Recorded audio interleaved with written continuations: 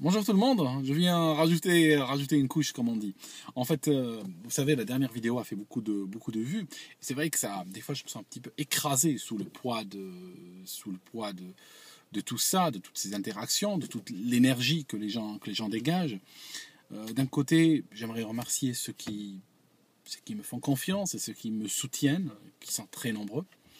J'aimerais aussi remercier ceux qui sont contre moi. J'essaye de lire tous vos messages et d'en tirer les enseignements qu'ils comportent. Même les gens qui m'insultent, j'ai appris à tirer des choses positives de leur attitude, parce que quelqu'un qui t'insulte, c'est quelqu'un qui est en train de mettre ton ego à rude épreuve parfois. Et le fait de recevoir régulièrement des insultes, c'est vrai que ça te permet de redescendre sur terre. Et je pense que c'est très important de nos jours. Donc merci à tous en fait. Merci d'avoir été là. Ce que je voulais dire, je voulais répondre à quelques questions récurrentes. Genre par exemple, il y a des gens qui m'écrivent, des Maghrébins qui font semblant de ne pas comprendre ce que je dis.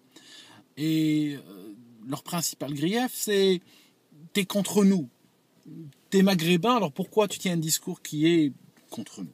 Alors bon, tout d'abord, dans mes vidéos, je n'ai jamais révélé aucun secret. Tout ce que j'ai dit, c'est la mauvaise nouvelle de la journée peut-être, tout ce que j'ai dit, malheureusement, l'humanité entière en est consciente. Vous savez, des fois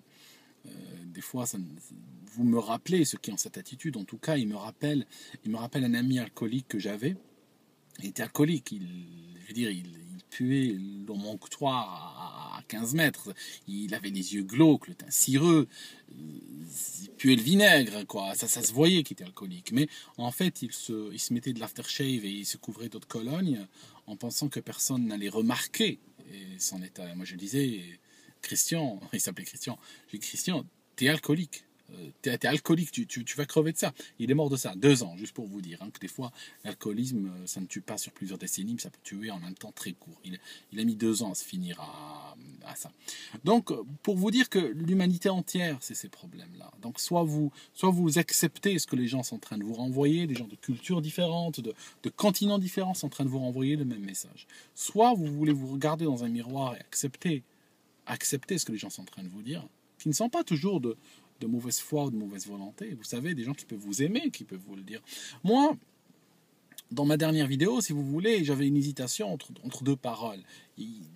Comme tout le monde, je peux avoir une parole de justice comme je peux avoir une parole d'amour. Alors si j'avais une parole d'amour, vu que vous êtes quand même manquant, je viens de chez vous, je peux tout à fait essayer de vous défendre. Je peux essayer d'être d'une extrême mauvaise foi, essayer de vous défendre.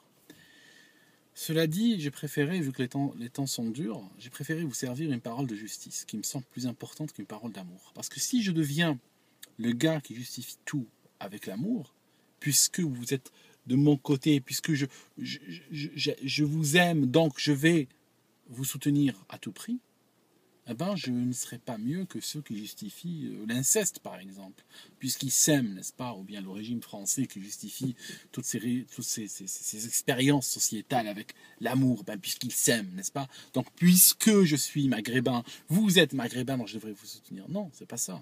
Et en fait, vous vous rendez pas compte que je vous soutiens ma vidéo, parce que si vous regardez bien, cette parole de justice, elle est dans votre intérêt.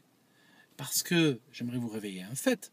J'aimerais vous réveiller au fait que le régime français, il nous a déclaré la guerre. Ça ne date pas d'aujourd'hui, mais ça devient de plus en plus évident. Moi, je vous dis un truc, je n'ai pas envie de voir un jour un président français venir à Alger faire la fête avec des groupes terroristes que la France aurait financés, que l'aviation française aurait appuyé, et puis qu'ils auraient installé à la tête de mon pays pour pouvoir prendre les ressources pétrolières. Vous voyez ce que je veux dire? C'est pas du délire, ça s'est vu. Ça s'est vu en Libye, c'est en train de se voir en Syrie et dans d'autres endroits. Donc l'Algérie est sur la liste. Donc si ça vous ne comprenez pas, je vais revenir à ce que je vous disais dans ma dernière vidéo, prenez du magnésium.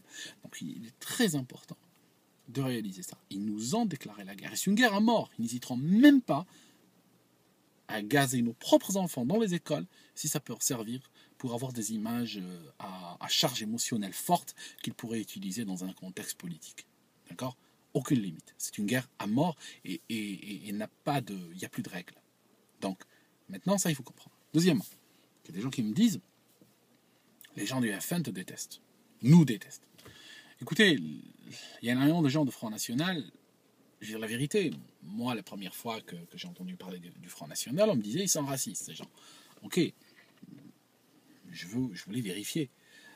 Et ce qui se passe, c'est que j'ai énormément de gens du Front National qui m'écrivent, qui me disent je te laisse les clés dans la boîte aux lettres, si tu as envie, j'ai un appart, j'ai un endroit tranquille, si tu as envie de te reposer, viens chez moi, etc. Voilà, des gens du Front National, des gens qui détestent les Maghrébins, n'est-ce pas?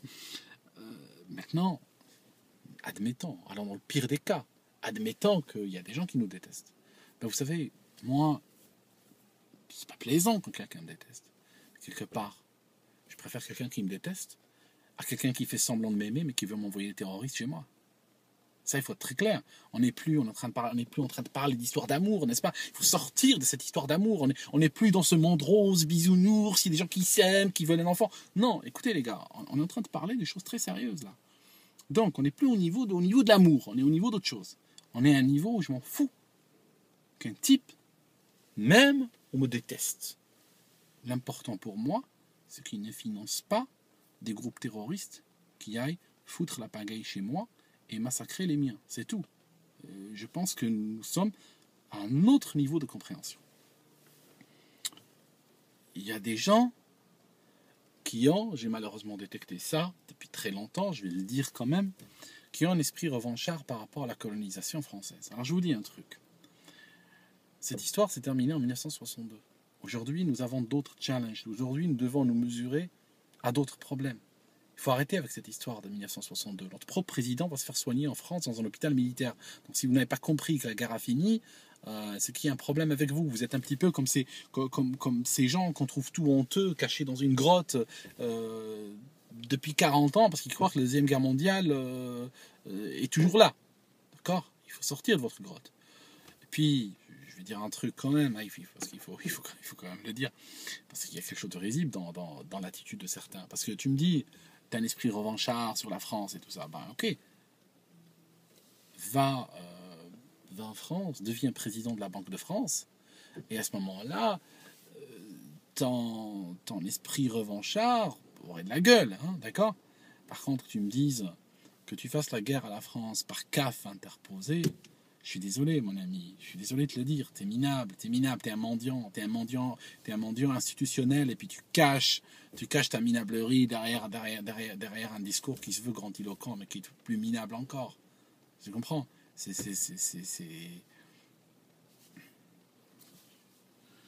Enfin.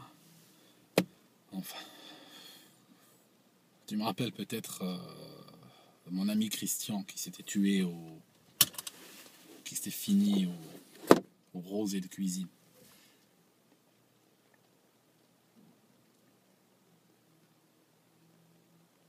Enfin, j'arrête là. À bientôt, les gars.